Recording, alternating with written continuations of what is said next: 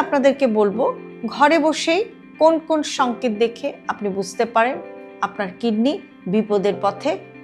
যে কিডনির সমস্যা হলে নিশ্চয়ই কোমরে খুব তীব্র ব্যথা হবে, কিন্তু বাস্তবতা হচ্ছে যে বেশিরভাগ কিডনি রোগে কোনো ব্যথাই থাকে না, সমস্যা ধরা পড়ে অনেক দেরিতে।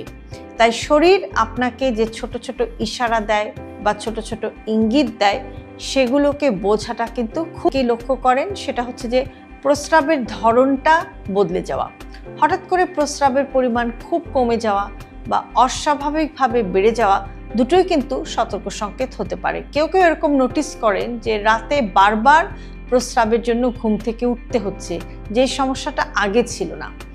আবার কারো কারো ক্ষেত্রে প্রস্রাবের রং খুব গাঢ় হয়ে যেতে পারে, আবার অনেক সময় প্রস্রাবটা ফেনার মতো হয়ে যেতে পারে।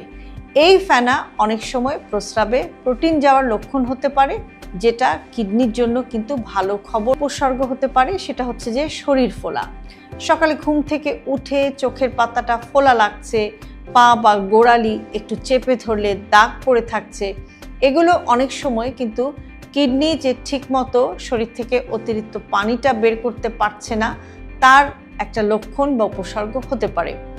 অনেকে এরকম ভাবেন যে গরমের কারণে বা বেশি লবণ খাওয়ার কারণে এই জাতীয় সমস্যা হচ্ছে, এটা ভেবে এই প্রবলেমগুলোকে কিন্তু খুব একটা কেয়ার করেন না বা গুরুত্ব দেন না। কিন্তু এই প্রবলেমগুলো আপনি যদি নিয়মিত দেখেন তাহলে অবশ্যই কিন্তু সেটাকে আর অবহেলা করাটা, কারণ কিন্তু উপেক্ষিত লক্ষণ হচ্ছে যে অস্বাভাবিক ক্লান্তি।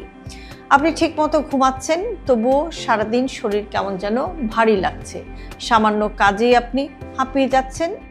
কিডনি ঠিকমতো কাজ না করলে শরীরে টক্সিন জমতে থাকে, রক্ত স্বল্পতা হতে পারে, ফলে এই ধরনের ক্লান্তি। এরকম দেখা যায় যে খাবারে অরুচি, বমি বমি ভাব, মুখে একটা ধাতব স্বাদ বা মেটালিক টেস্ট, হঠাৎ করে প্রিয় খাবার আর ভালো লাগছে না, মাংস বা প্রোটিনজাত খাবারে অস্বস্তি হচ্ছে, এগুলো কিন্তু কিডনি সমস্যার প্রার্থনা রাখতে হবে। চুলকানি, শুষ্ক ত্বক, রং ফ্যাকাশে হয়ে যাওয়া, এগুলো শরীরে বর্জ্য জমার লক্ষণ হতে পারে। বিশেষ করে যদি কোনো অ্যালার্জি বা চর্মরোগ ছাড়াই এই ধরনের সমস্যা দেখা দেয় তখন কিন্তু একটু খেয়াল রাখতে হবে বা একটু সতর্ক। রক্তচাপের কথাও খুবই গুরুত্বপূর্ণ। সেটা হচ্ছে যে অনেক মানুষ জানেনই না যে উচ্চ রক্তচাপ আর কিডনি রোগ একে অপরকে খারাপ করতে পারে। হঠাৎ করে যদি প্রেশার নিয়ন্ত্রণে না থাকে বা আগে স্বাভাবিক ছিল কিন্তু এখন বাড়তে শুরু করেছে, তাহলে কিন্তু কিডনির দিকে নজর দেওয়াটা খুব। লক্ষণগুলো থাকলেই কি কিডনি নষ্ট হয়ে যাচ্ছে বা নষ্ট হয়ে গেছে না, এরকম ভাবাও ঠিক না, কিন্তু এগুলো হলো শরীরের সতর্ক ঘন্টা বা সতর্ক সংকেত। ঠিক এই সময় আপনি যদি সচেতন হন, পরীক্ষা করেন, আপনার জীবনযাত্রা বা লাইফস্টাইলকে ঠিক করেন, তাহলে আপনি আপনার কিডনিকে কিন্তু বড় ক্ষতির হাত থেকে বাঁচাতে পারেন। ঘরে বসে আপনি আরেকটা কাজ করতে পারেন। আপনি নিজেকে কয়েকটি প্রশ্ন করুন, যেমন আপনি কি খুব কম পানি খান, নিয়মিত আপনি ব্যথার ওষুধ খান, ডায়াবেটিস বা ব্লাড প্রেশার আছে কিন্তু নিয়মিত চেক করেন না।